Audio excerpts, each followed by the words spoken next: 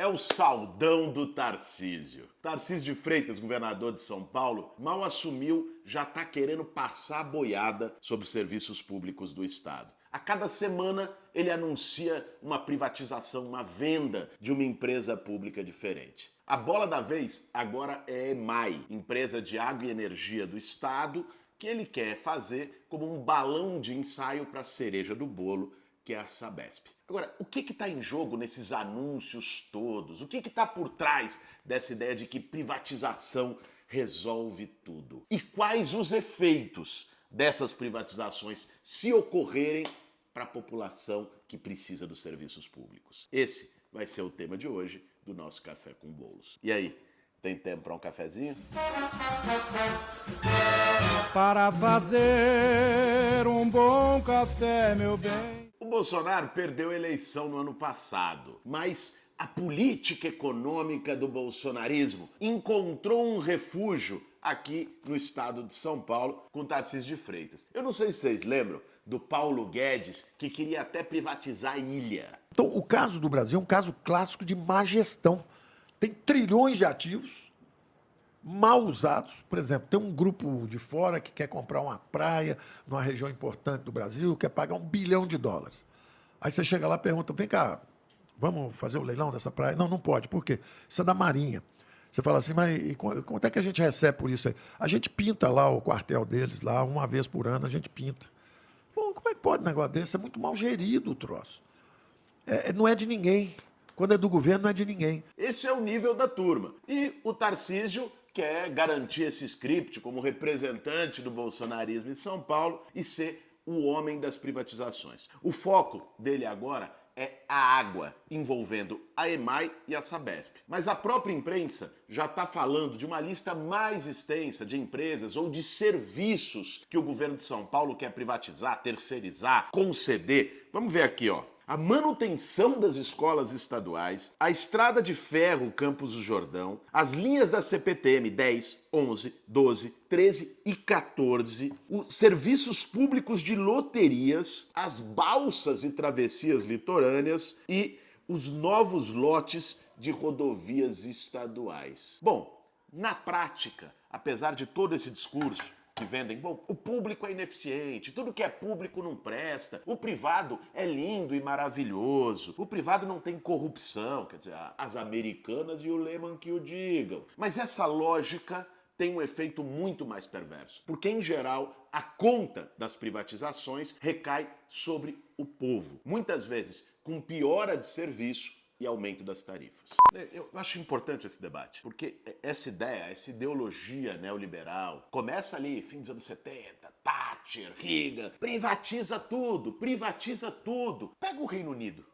Hoje, o debate que se faz nos últimos 20 anos no Reino Unido é reestatização de serviços que foram privatizados com a Thatcher lá atrás. Por quê? E aí eu acho importante a gente entender que ninguém aqui está defendendo o Estado inchado, né? O cabeleireiro da esquina tem que ser estatal, né? A manicure tem que ser funcionária pública. Ninguém está defendendo isso. Não se trata de que não pode existir iniciativa privada, empreendedorismo, que não tem o seu papel. Agora, setores estratégicos da economia, setores como, água. Vou pegar esse exemplo, água. A companhia de abastecimento de água, se ela for privada, e aqui não é um juízo de valor, a iniciativa privada tem pela sua natureza a busca do lucro. Você abre uma empresa, não é por filantropia, para garantir direitos sociais, ela tem o objetivo de lucrar, de aumentar a sua rentabilidade. E aí tem coisas que a gente precisa discutir. A água, ela deve ser tratada essencialmente como um bem comum, como um recurso natural fundamental para a vida, ou como um objeto de lucro. Isso pode parecer meio abstrato, mas não. No fim do dia é o seguinte, se precisar fazer uma puta obra de infraestrutura para levar água encanada para uma comunidade que tá lá no fundão, não vai dar lucro. São só 50 famílias que moram ali, que não tem essa água. Ou seja, aquele investimento, ele vai ser subsidiado, mas para você garantir um direito para as pessoas. Se a lógica for privada, eu vou fazer por lucro, você não vai fazer. Ou seja, precisa ter essa ideia, que eu acho que é o que um serviço público precisa garantir, de direito. É o SUS.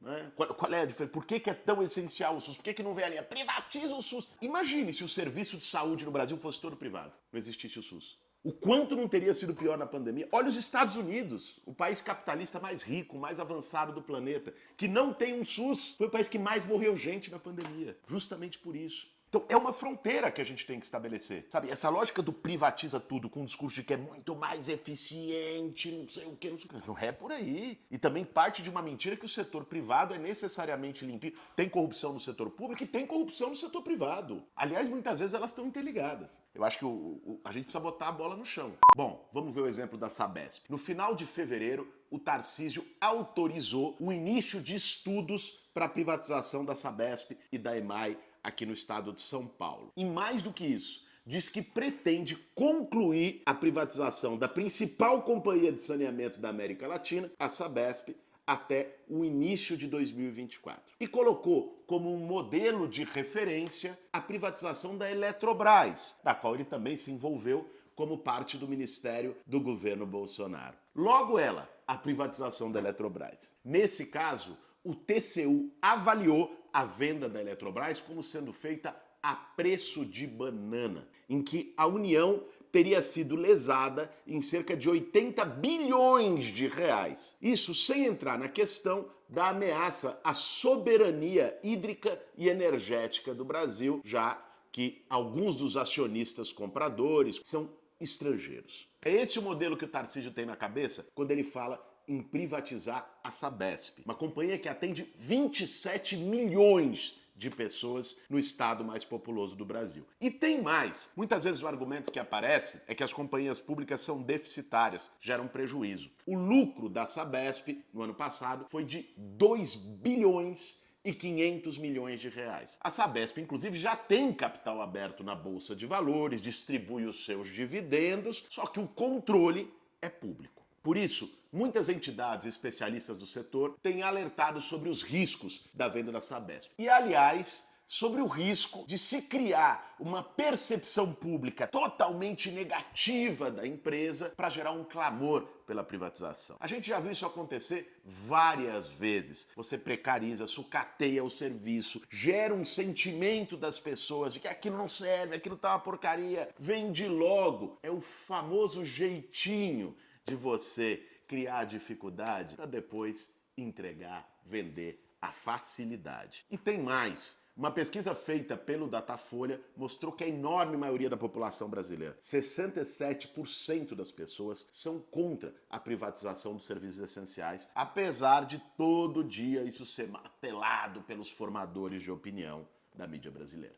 E nem precise ir muito longe. Tem uma experiência que aconteceu recentemente, que foi a privatização da SEDAI no Rio de Janeiro, a Companhia de Saneamento do Rio. A privatização gerou aumento das contas, inclusive na tarifa social. A tarifa social para pessoas de baixa renda, muito vulneráveis, cobradas pela SEDAI, hoje privatizada, é praticamente o dobro da cobrada pela Sabesp em São Paulo. Mas se a gente for um pouquinho mais longe, nós vamos ver experiências internacionais de privatização da água que deram errado e levaram depois, por completo descontentamento da população, o Estado a retomar o serviço. Foi assim em Paris, na França, em Berlim, na Alemanha, em Buenos Aires, na Argentina, em La Paz, na Bolívia, em vários outros lugares. Um estudo holandês mostrou que de 2000 a 2019, 312 cidades reestatizaram o serviço de água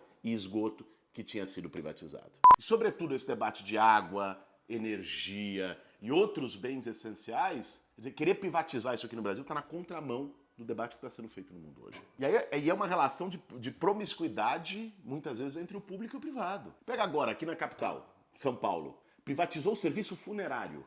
Aumentou 400% o valor de fazer um enterro. Ninguém pode morrer mais em São Paulo, só rico. Você está entendendo? E essa empresa, quer dizer, o gestor público que foi eleito para assumir a responsabilidade, ele terceiriza as responsabilidades para uma empresa privada e isso cai nas costas das pessoas. Isso quando não há, e já houve muitos casos na história brasileira e mundial, uma relação, inclusive, de grana. Privatizou, a empresa que ganhou depois bancou as campanhas dos caras, deu dinheiro. Lembra? Quem não lembra do escândalo da privatização das telecomunicações nos anos 90 aqui no Brasil? Da privatização da Vale, de vendas abaixo do valor, de várias empresas, ou seja, é disso que nós estamos falando. Vamos falar o português claro. Quem diz para você que privatizar melhora o serviço necessariamente, que a população é que é a beneficiada, tá mentindo. Porque, em geral, e essas são as experiências no mundo, ainda mais em serviços essenciais como água e energia, mostra tarifas mais altas e piora na qualidade e na expansão dos serviços. Por isso, esse Café com Bolos foi para chamar a atenção, em especial do povo de São Paulo, sobre o risco que a privatização da Sabesp pode trazer para todos nós. Eu tive a honra de ser o deputado federal mais votado do estado, tendo voto nos 645 municípios que compõem São Paulo, e quero dizer que vocês podem contar comigo para a luta contra a privatização da Sabesp. Esse foi mais um Café com Bolos. Para fazer um bom café, meu bem.